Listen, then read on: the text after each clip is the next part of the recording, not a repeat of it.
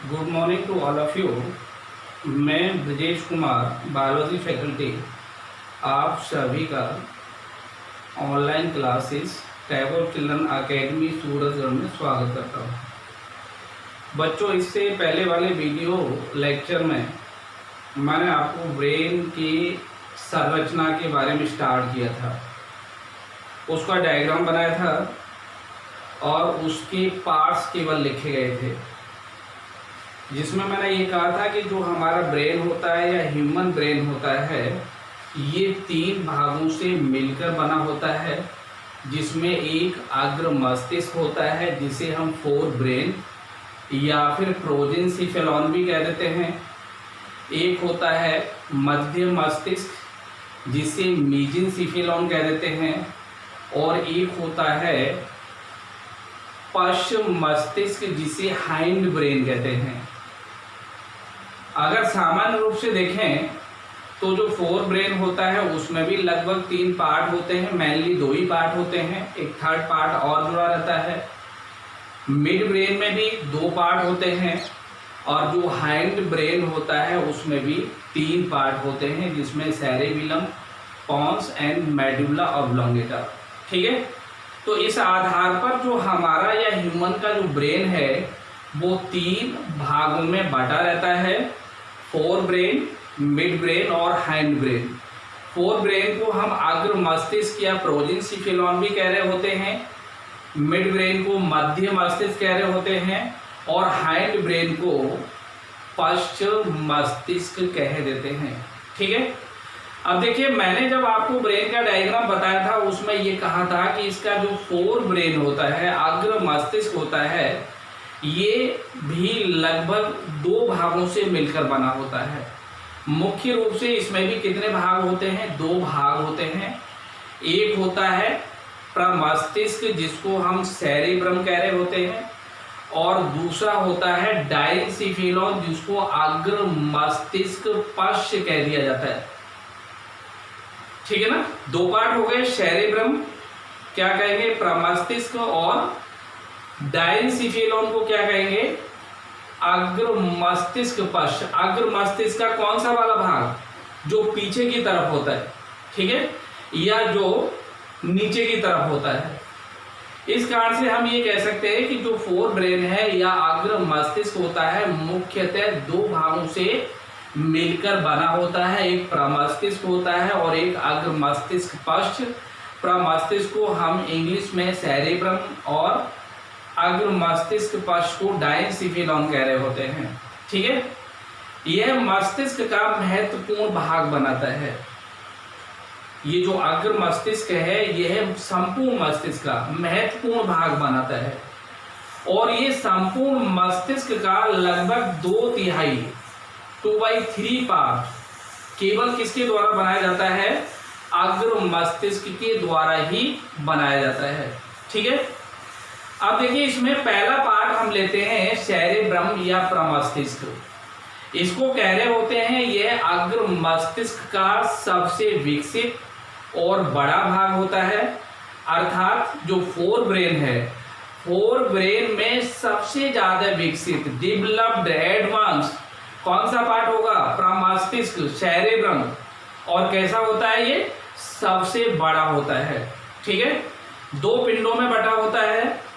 दोनों पिंड गोलार्ध कहलाते हैं, जिनको हम इंग्लिश में सेरेब्रल हेमिस्फीयर कह रहे होते हैं, प्रमस्तिष्क गोलार्ध कह रहे होते हैं।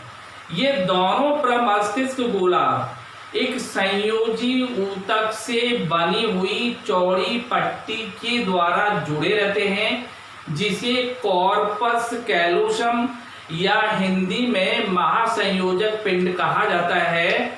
और कॉर्पस कैलोसम का पाया जाना स्तनधारी के मस्तिष्क की विशेषता कही जाती है। क्या कही जाती है?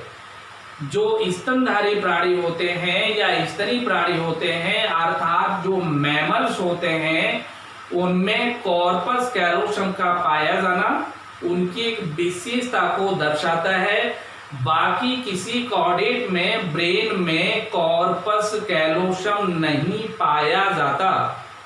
मैमेलिया में भी जो प्रोटोथीरिया होता है उसमें नहीं पाया जा रहा होता, ठीक है ना।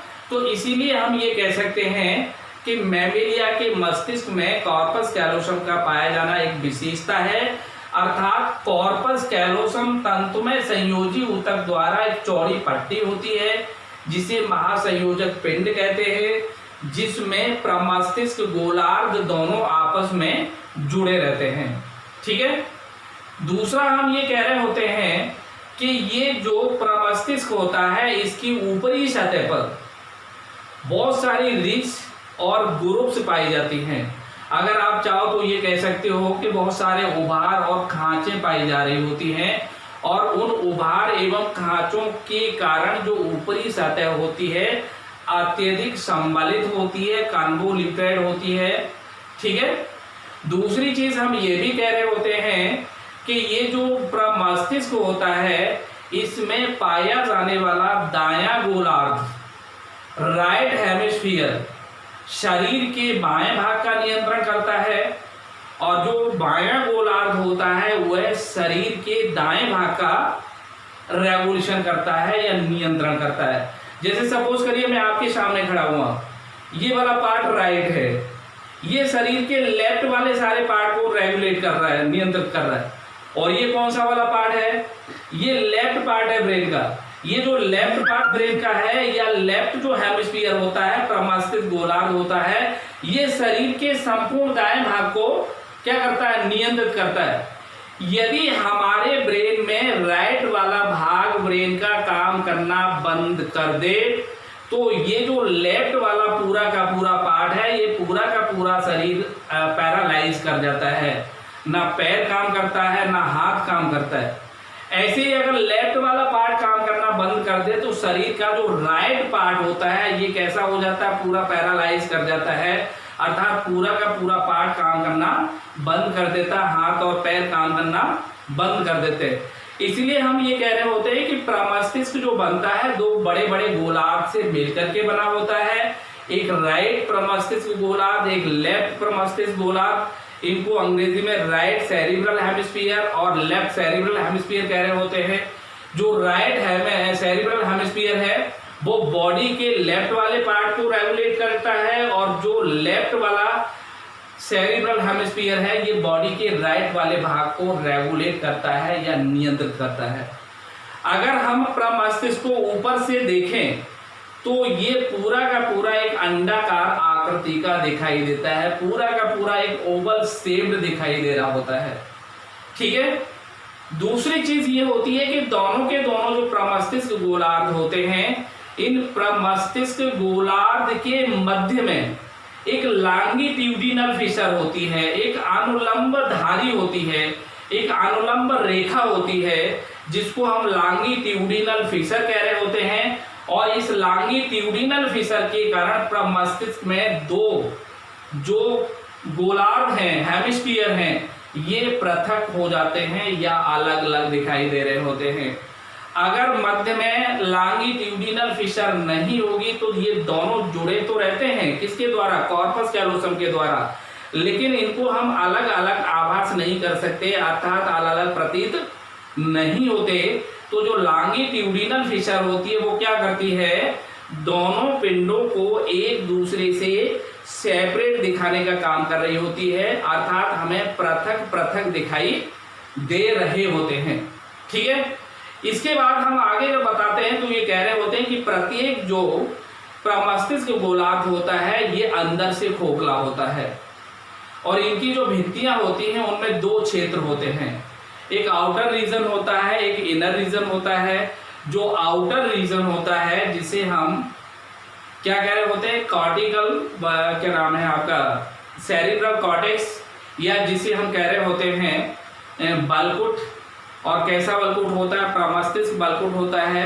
ये किससे बना होता है, इसमें तंत्रिका काय होते हैं, कोशिकाओं के तंत्रिका कोशिकाओं के साइटोन वाले भाग होते हैं, और ये रंग में ग्रे कलर का दिखाई देता है, धूसर रंग का दिखाई देता है, इसलिए इसे ग्रे मैटर भी कह दिया जाता है या धूसर द्रव्य भी कह दिया जाता है। और जो आंतरिक क्षेत्र होता है वह सफेद तंत्रिकाक्ष तंतुओं से मिलकर के बना होता है, अर्थात जो व्हाइट कलर के एक्सॉन होते हैं वो बनाते हैं। इसलिए ये कैसे रंग का दिखाई दे रहा होता है, व्हाइट कलर का। इसी कारण से इसको हम व्हाइट मैटर या श्वेत द्रव्य कह देते हैं। ठीक है, इस प्रकार से हम ये कह सकते हैं कि जो प्रमस्तिष्क गोलार्ध वाला भाग या प्रमस्तिष्क वाला भाग जो होता है ये हमारे ब्रेन का सबसे इंपॉर्टेंट या महत्वपूर्ण भाग होता है। ठीक है ना, ब्रेन का सबसे विकसित, सबसे बड़ा और सबसे महत्वपूर्ण भाग माना जाता है। ठीक है ना, इसके पश्चात देखिए दो छोटे छोटे पिंड और लगे होते हैं जिनको हम कह रहे होते हैं ऑल्फैक्टरी लोब्स, घ्राण पिंड, जहां पर सेरिब्रल हेमिस्फीयर होते हैं। इनके अग्रभाग में क्लब शेप्ड मुग्दर के आकार के छोटे छोटे दो पिंड लगे होते हैं। इन पिंडों को हम घ्राण पिंड या ऑल्फैक्टरी लोब्स कह रहे होते हैं। और घ्राण पिंड का जो मुख्य कार्य होता है वो किससे होता है, घ्राण संवेदनाओं को ग्रहण करना, घ्राण उद्दीपनों को ग्रहण करना। अर्थात हम ये कह सकते हैं कि जो हम नाक से सूंघने का काम कर रहे हैं, तो ये जो स्मेलिंग प्रोसेस है ये सारी ब्रेन से ही रेगुलर हो रही है। ब्रेन ही इसको क्या कर रहा है, नियंत्रित कर रहा होता है। अगर हम मस्तिष्क से, ब्रेन से या सेरिब्रल हेमिस्फीयर से ऑल्फैक्टरी लोब को हटा दें तो हमारी नाक प्रॉपर होते हुए भी और इसमें पाई जाने वाली घ्राण तंत्रिकाएं प्रॉपर होते हुए भी हमें स्मेलिंग या परफ्यूम या सूंघने, सुगंध, किसी के बारे में, दुर्गंध आदि के बारे में कुछ भी पता नहीं लगेगा। इसलिए हम कह सकते हैं कि जो सेरिब्रल हेमिस्फीयर होते हैं उनके आगे वाले भाग में दो छोटे छोटे पिंड लगे होते हैं, क्लब शेप्ड होते हैं। और ये जो क्लब शेप्ड पिंड होते हैं कॉल्ड एज ऑल्फैक्टरी लोब्स, और इनके द्वारा क्या किया जाता है, घ्राण उद्दीपन को ग्रहण किया जाता है। अर्थात ये सूंघने से संबंधित या घ्राण से संबंधित क्रियाओं को नियंत्रित करते हैं। ठीक है, क्लियर हो गया। इसके पश्चात हम लेते हैं फंक्शंस ऑफ सेरेब्रम, प्रमस्तिष्क के कार्य। प्रमस्तिष्क के 3 इंपॉर्टेंट कार्य होते हैं। पहला कार्य ये होता है कि जो हम मानसिक कार्य कर रहे होते हैं, जो हम मेंटल वर्क करते हैं, जो हम दिमागी कार्य करते हैं, जैसे याद करना है, बोलना है, सोचना है, हंसना है, एनालाइज करना है, विवेचना करनी है या तर्क करना है, लॉजिकल हमें कोई बात करनी है, या हम कह सकते हैं कि ये प्रॉपरली थिंक टैंक का काम कर रहा होता है, मेमोरी का काम कर रहा होता है। सारी मेमोरी इसी के अंदर स्टोर होती है, सारा थिंक इसी के अंदर स्टोर होता है, थिंक टैंक की तरह काम कर रहा होता है। तो हम ये कह सकते हैं कि प्रमस्तिष्क का सबसे इंपॉर्टेंट काम होता है दिमागी काम करना या मानसिक रूप से काम करना, जैसे सोचना, याद करना, योजना बनाना या फिर विश्लेषण करना या फिर तर्क करना। इस तरह की सारी चीजें किससे संबंधित होती हैं, प्रमस्तिष्क से संबंधित होती हैं। प्रमस्तिष्क ही इन चीजों की ज्ञान के बारे में हमें जानकारी देता है। अर्थात मानसिक क्रियाओं या मानसिक काम जो मैंने अभी बताए थे, इन सभी को कौन कर रहा होता है, प्रमस्तिष्क। ठीक है, दूसरा जो मोस्ट इंपॉर्टेंट फंक्शन होता है वो ये होता है कि प्रमस्तिष्क द्वारा ज्ञानेंद्रियों, जो हमारे सेंस ऑर्गन हैं, जिसमें हम नोज की बात करते हैं, आईज की बात करते हैं, ईयर्स की बात करते हैं, अर्थात हमारे नेत्र, कान और नाक से आने वाली सूचनाओं को प्रमस्तिष्क के द्वारा ग्रहण किया जाता है तथा इन सूचनाओं का विश्लेषण किया जाता है एवं उन पर कार्रवाई की जाती है, या हम कह सकते हैं उन सूचनाओं पर नियंत्रण किया जाता है। ठीक है, तीसरा जो सबसे मोस्ट इंपॉर्टेंट फंक्शन है वो ये होता है कि प्रमस्तिष्क के द्वारा ही ऐच्छिक पेशी संकुचन होता है। अर्थात हमारे शरीर में जो वॉलंटरी मसल्स हैं उनके अंदर कॉन्ट्रैक्शन की क्रिया या संकुचन की क्रिया का आरंभ या इनिशिएशन प्रमस्तिष्क के द्वारा ही किया जाता है। इसलिए हम ये कह सकते हैं कि इन क्रियाओं का नियंत्रण भी कौन कर रहा होता है, प्रमस्तिष्क कर रहा होता है। ठीक है, जैसे मैं अभी बोल रहा हूँ, ये ऐच्छिक क्रिया है, मस्कुलर है, सारा मसल्स क्या कर रही है, वहां पर संकुचन कर रही है। अगर आपको दौड़ना है तो मसल संकुचन होगा। ये सारी जो मसल्स हैं, पेशियां हैं, ये एचिपैसिक संकुचन कहला रही होती हैं। इनमें जो कॉन्ट्रैक्शन होता है वो वॉलंटरी होता है। अगर हम चाहेंगे तो होगा, नहीं चाहेंगे तो नहीं होगा। ठीक है, तो इसका मतलब 3 फंक्शन हो गए। किसके बताए थे तीनों फंक्शन? सेरेब्रम या प्रमस्तिष्क। पहला क्या बताया था? मेंटली वर्क या दिमागी कार्य। दूसरा क्या बताया था? ज्ञानेंद्रियों से आने वाली सूचनाओं को ग्रहण करना, उनका विश्लेषण करना। तीसरा क्या बताया था? कि ये ऐच्छिक पेशी संचरण आरंभ करता है। ठीक है, जिससे हम बहुत सारी क्रियाओं को कर पा रहे होते हैं। क्लियर हो गया? इसके पश्चात आता है अग्र मस्तिष्क का दूसरा भाग, डायनसिफिलॉन। अग्र मस्तिष्क पश्च। एक तो हम ये कह सकते हैं कि प्रमस्तिष्क के ठीक नीचे और पीछे की तरफ कौन सा वाला भाग स्थित होता है? डायनसिफिलॉन। या हम ये कह सकते हैं कि प्रमस्तिष्क गोलार्ध के पीछे एवं नीचे तथा प्रमस्तिष्क गोलार्ध एवं मध्य मस्तिष्क के बीच में पाया जाने वाला जो मस्तिष्क का भाग होता है उसे अग्र मस्तिष्क पश्च या डायनसिफिलॉन कहा जाता है।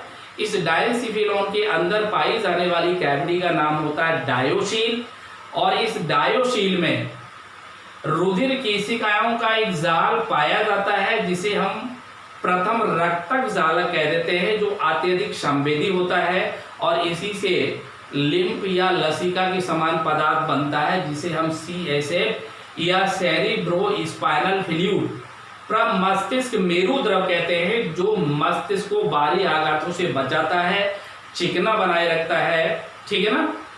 इसके पश्चात देखिए, ये जो प्रमस्तिष्क का पश्च भाग है, या हम कह रहे हैं अग्र मस्तिष्क पश्च जो डायनसिफिलॉन है, ये भी 2 भागों में बटा होता है, थैलेमस और हाइपोथैलेमस। थैलेमस को हम चेतक भाग कह रहे होते हैं, हाइपोथैलेमस को कह रहे होते हैं आधे चेतक। हालांकि इसमें एपिथैलेमस भी होता है। एपिथैलेमस का मतलब होता है डायोसील की गुहा का छत वाला भाग, और डायोसील की गुहा के पास वाले भाग थैलेमस होते हैं, और डायोसील गुहा का जो फर्श वाला भाग होता है, फ्लोर वाला भाग होता है, उसे हम कह रहे होते हैं हाइपोथैलेमस। अगर आप किसी रूम के अंदर बैठे हुए हैं तो रूम की जो दीवारें हैं वो तो थैलेमस को रिप्रेजेंट करेंगी, और जो रूफ है, छत है, वो किसको बता रही होती है? एपिथैलेमस को। और जो उसका फर्श होता है वो किसको बता रहा होता है? हाइपोथैलेमस को। लेकिन सामान्य रूप से हम ये कह रहे होते हैं कि डायनसिफिलॉन में 2 भाग होते हैं, थैलेमस और हाइपोथैलेमस।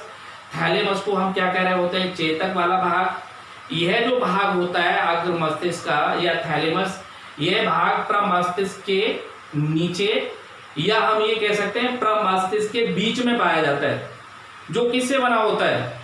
जो धूसर द्रव से बना हुआ अंडाकार आकृति का एक पिंड होता है, और इसमें अधिकतर जो संवेदी आवेग होते हैं उनका प्रसारण किया जाता है, जैसे पीड़ा से संबंधित क्रियाएं जो पेनफुल होती हैं, या फिर उसके बाद हम कह सकते हैं प्लीजेंट रिएक्शंस जो सुखदायी क्रियाएं होती है, उनका प्रसारण किया जाता है, जो प्रमस्तिष्क में आगे जाता है। किसमें आगे जा रहा होता है?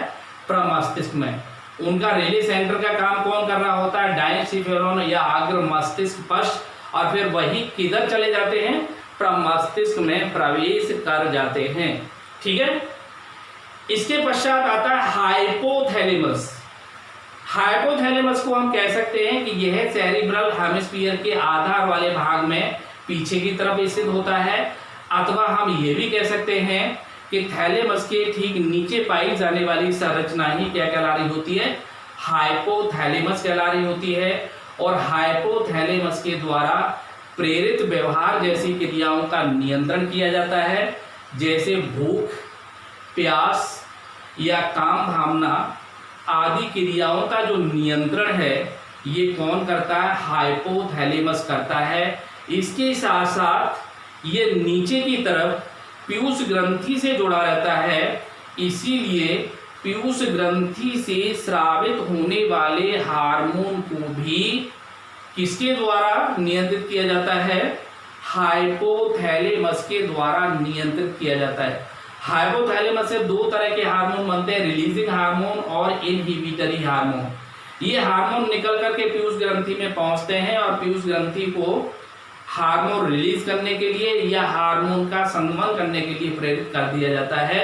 इसलिए हम कह रहे होते हैं कि हाइपोथैलेमस के द्वारा पीयूष ग्रंथि से स्रावित होने वाले हार्मोन्स का भी नियंत्रण किया जाता है।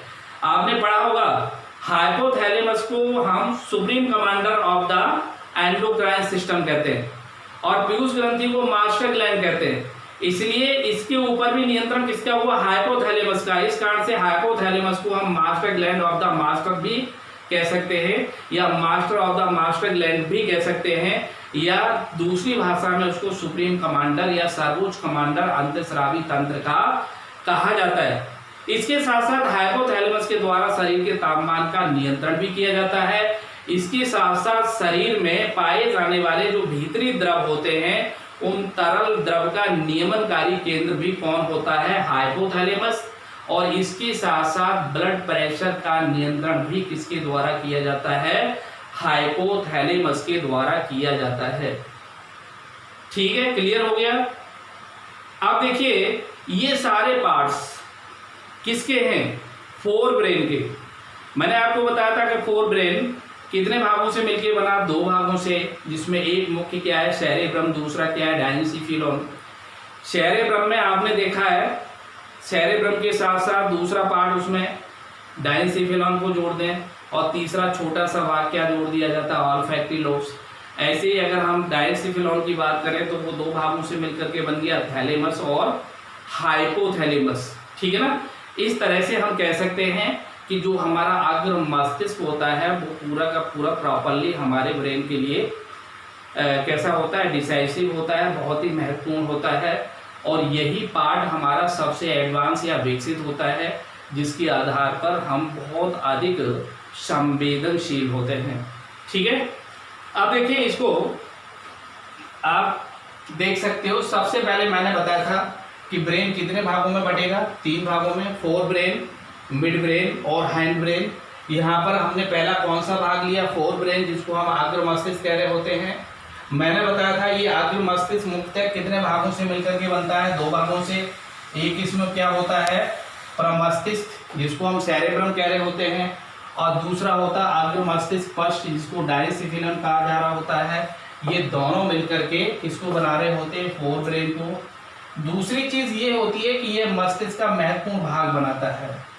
कौन सा वाला पार्ट? फोर ब्रेन, जो संपूर्ण मस्तिष्क का लगभग कितना बड़ा भाग बना रहा होता है? लगभग 2/3 भाग बना रहा होता है। ठीक है, संपूर्ण किसका?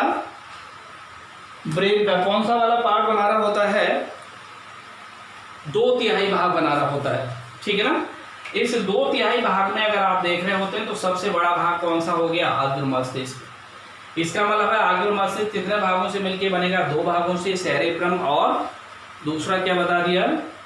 बताओ। दूसरा है डायनेन्सिफिलोन। डायनेन्सिफिलोन सेरेब्रम दोनों मिलकर के बना रहे होते हैं अग्र मस्तिष्क को। यह मस्तिष्क का महत्वपूर्ण भाग बनाता है, जो संपूर्ण मस्तिष्क का लगभग 2/3 भाग बना लेता है। ठीक है, इसके बाद आता है सेरेब्रम, प्रमस्तिष्क। यह अग्र मस्तिष्क का सबसे अधिक विकसित, मैंने बताया था। और कैसा होता है? बड़ा भाग होता है। यह भी दो भागों से मिलकर बना होता है, एक तो दायां और दूसरा बायां भाग। दायां और बायां भाग जो होता है इनको हम कह रहे होते हैं प्रमस्तिष्क गोलार्ध, अर्थात इनको सेरिब्रल हेमिस्फीयर कहा जाता है। ये दोनों गोलार्ध एक महासंयोजक पिंड के द्वारा जुड़े रहते हैं, जिसे कॉर्पस कैलोसम कह देते हैं। यह कॉर्पस कैलोसम किससे बना होता है? संयोजी तंतुमय ऊतक के द्वारा। और ये स्तनधारी या मानव के ब्रेन की विशेषता कहलाता है। बाकी किसी भी कॉर्डेट के ब्रेन में कॉर्पस कैलोसम नहीं पाया जाता। ठीक है, इसके बाद आता है इसका जो बाहरी सतह होती है। कौन सी सतह? बाहरी सतह। ये जो बाहरी सतह होती है ये इसके ऊपर उभार होते हैं और साथ में हम कह रहे होते हैं इसके ऊपर क्या होता है? खांचे होती हैं। उभार और खांच के कारण ये अत्यधिक संबलित दिखाई देता है। संबलित का मतलब है उस पर बहुत सारी धारियां जैसी दिखाई दे रही होती है, और ये जो धारियां होती हैं ये धारियां संबलन कहला रही होती है। इससे क्या होता है? उसका जो आकार है या उसका जो आयतन है, वॉल्यूम है, वो बढ़ जाता है। और वॉल्यूम जितना ज्यादा बढ़ेगा ब्रेन उतना ही ज्यादा कैसा होगा? कैपेबल होगा। अर्थात हम कह सकते हैं कि संबलन के आधार पर जो ब्रेन की क्षमता है वो बढ़ती चली जाती है, ठीक है ना। उसका जो आयतन है वो भी क्या होता है, बढ़ता हुआ चला जाता है, ठीक। अब देखिए इसके बाद मैंने बताया था, ये अभी क्या बताया था, बाहरी सतह पर रिज और क्या पाई जा रही है, उभार। इस कारण से ये कैसा हो जाता है, सम्मिलित हो जाता है, ठीक। प्रमस्तिष्क का दायां जो गोलार्ध होता है ये शरीर के कौन से वाले भाग को, बाएं भाग को नियंत्रित करता है, और जो प्रमस्तिष्क गोलार्ध का बायां गोलार्ध होता है ये शरीर के दाएं वाले भाग को नियंत्रित करता है। इसके बाद मैंने बताया था प्रमस्तिष्क को अगर हम ऊपर से देखें तो ये कैसा दिखाई दे रहा होता है, अंडाकार दिखाई देता है। इसके मध्य में एक अनुलंब दरार पाई जाती है, इस कारण से ये दोनों गोलार्ध अलग अलग दिखाई देते हैं, ठीक है। या दोनों को ये क्या कर देती है, पृथक कर देती है। इसके पश्चात प्रत्येक प्रमस्तिष्क जो गोलार्ध है ये आंतरिक रूप से खोखले होते हैं और इनकी भित्तियों में दो प्रकार के क्षेत्र पाए जाते हैं, एक आउटर क्षेत्र और एक इनर क्षेत्र, एक आउटर जोन और एक इनर जोन। आउटर जोन में तंत्रिका कोशिकाओं के साइटोन पड़े होते हैं जो कैसे रंग के होते हैं, ग्रे कलर, इसलिए इनको ग्रे मैटर कहा जाता है। और जो इनर रीजन होता है उसमें एक्सोनिक तंतुओं से बना होता है और वो सफ़ेद रंग के होते हैं, इस कारण से इसको हम वाइट मैटर या श्वेत द्रव कह देते हैं। इसके पश्चात आते हैं प्रमस्तिष्क गोलार्ध के ऊपर पाए जाने वाले छोटे छोटे दो पिंड, इनको हम कह रहे होते हैं घ्राण पिंड। प्रमस्तिष्क गोलार्ध के आगे छोटे आकार के दो पिंड लगे होते हैं जिन्हें घ्राण पिंड कहा जाता है, और ये जो घ्राण पिंड होते हैं ये घ्राण उद्दीपन को ग्रहण करते हैं। मैंने बताया था कि यदि हम इनको ब्रेन से हटा दें तो हमारी नाक या नोज पूरी तरह से सही होने पर भी हम स्मेलिंग या परफ्यूम जैसी क्रियाओं को नहीं बता सकते हैं, ठीक है। इसलिए घ्राण पिंड किसका काम करेंगे, घ्राण उद्दीपन के बारे में बताने का। इसके पश्चात आता है प्रमस्तिष्क के कार्य। मैंने इसमें 3 कार्य बताए थे। पहला कार्य बताया था कि प्रमस्तिष्क मानसिक कामों या दिमागी कामों जो मेंटल वर्क होता है उसको करते हैं, जैसे सोचना है, तर्क करना है, विवेचना करनी है, याद करना है, ठीक है, या प्लानिंग करनी है, योजना बनानी है। ये सारे कार्य मेंटल होते हैं, इनको हम प्रमस्तिष्क मानसिक कार्य कह सकते हैं। जो कौन रेगुलेट करता है, प्रमस्तिष्क। किसके द्वारा ये नियंत्रित होते हैं, प्रमस्तिष्क गोलार्ध या प्रमस्तिष्क के द्वारा, ठीक है। दूसरा है इसमें प्रमस्तिष्क जो ज्ञानेंद्रियां होती हैं, जिसमें मैंने बताया था नोज, ईयर्स और आईज, इनसे आने वाली सूचनाओं को ये ग्रहण करते हैं और फिर इन सूचनाओं का ये एनालिसिस या विश्लेषण करते हैं और फिर उन सूचनाओं पर कार्यवाही करते हैं, अर्थात उनका नियंत्रण करते हैं, ठीक है। इसके पश्चात तीसरा फंक्शन है प्रमस्तिष्क द्वारा ऐच्छिक पेशी संकुचन। मैंने आपको बताया था जो हमारी वॉलंटरी मसल्स हैं उनमें ऐच्छिक पेशी संकुचन होता है, उसका आरंभ किया जाता है एवं उनका नियंत्रण किया जाता है, ठीक है। इस कारण से हम जब भी चाहे तब चल सकते हैं, जब भी चाहे तो बैठ सकते हैं, जब भी चाहे तो बोल सकते हैं। ये सारी क्रियाएं हमारी ऐच्छिक पेशी संकुचन के द्वारा ही नियंत्रित होती हैं। और ऐच्छिक पेशी संकुचन किसके द्वारा आरंभ होता है, प्रमस्तिष्क के द्वारा। इट मीन्स प्रमस्तिष्क हमारे मस्तिष्क का बहुत ही इम्पोर्टेंट या महत्वपूर्ण भाग होता है, ठीक है। इसके पश्चात आता है डायनसिफिलॉन। मैंने बताया था फोर ब्रेन किससे मिलके बना है, सेरेब्रम और डायनसिफिलॉन। ये पार्ट पूरा कौन सा हुआ, सेरेब्रम। सेरेब्रम के बाद में दूसरा पार्ट ये क्या आया, डायनसिफिलॉन, जिसको हम अग्र मस्तिष्क पश्च कह रहे होते हैं। यह जो अग्र मस्तिष्क पश्च होता है ये मैंने आपको बताया था कि प्रमस्तिष्क गोलार्ध के पीछे व नीचे स्थित होते हैं, अर्थात हम चाहें तो ये कह सकते हैं कि ये प्रमस्तिष्क के नीचे स्थित होते हैं तथा प्रमस्तिष्क गोलार्ध एवं मध्य मस्तिष्क के बीच में, मध्य का मतलब है मिड ब्रेन के बीच में आ जाते हैं। इसलिए अगर दूसरी तरह से आप कहना चाहें तो कह सकते हो कि डायसिफिलॉन प्रमस्तिष्क गोलार्ध एवं मध्य मस्तिष्क के ठीक नीचे पाए जाते हैं। इनमें पाई जाने वाली गुहा डायोशील होती है। इसमें बालन युक्त उभार पाए जाते हैं जिन्हें एंटीरियर कॉराइड फ्लक्सेस या अग्र रक्तक जालक कहा जाता है, जो क्या बनाते हैं, CSA लिम्फ समान सेरिब्रो स्पाइनल फ्लूइड, और जो अत्यधिक संवेदी होते हैं। इसके साथ साथ ये जो भाग है ये दो भागों से बना होता है, थैलेमस और हाइपोथैलेमस। थैलेमस देखिए अभी अभी मैंने बताया था क्या होता है, ये धूसर द्रव से बना हुआ अंडाकार आकृति का एक पिंड होता है जो प्रमस्तिष्क के नीचे या बीच में स्थित होता है। यह उन संवेदी आवेगों के लिए प्रसारण का कार्य करता है जो मस्तिष्क को जाती हैं या प्रमस्तिष्क को जाती हैं, चाहे वो पेन से संबंधित हो चाहे सुख से संबंधित हो। ठीक है। इसके पश्चात हाइपोथैलेमस, यह प्रमस्तिष्क गोलार्ध के आधार पर पीछे की तरफ एवं थैलेमस के नीचे स्थित होता है और यह प्रेरित व्यवहार इंड्यूस बिहेवियर जैसे भूख, प्यास या जो काम भावना होती है उसका नियंत्रण करता है। यह पीयूष ग्रंथि के द्वारा स्रावित होने वाले हार्मोन का भी नियंत्रण करता है। हाइपोथैलेमस शरीर में तापमान का भी नियंत्रण करता है। इसके साथ साथ यह शरीर के भीतरी जो फ्लूइड होते हैं, तरल होते हैं, उनके लिए भी नियमनकारी सेंटर का काम कर रहा होता है, नियमनकारी केंद्र का काम कर रहा होता है। एवं हम कह सकते हैं कि ये ब्लड प्रेशर को भी रेगुलराइज करता है या ब्लड प्रेशर को भी रेगुलेट करता है, रुधिर दाब का भी नियंत्रण करता है। ठीक है, ओके।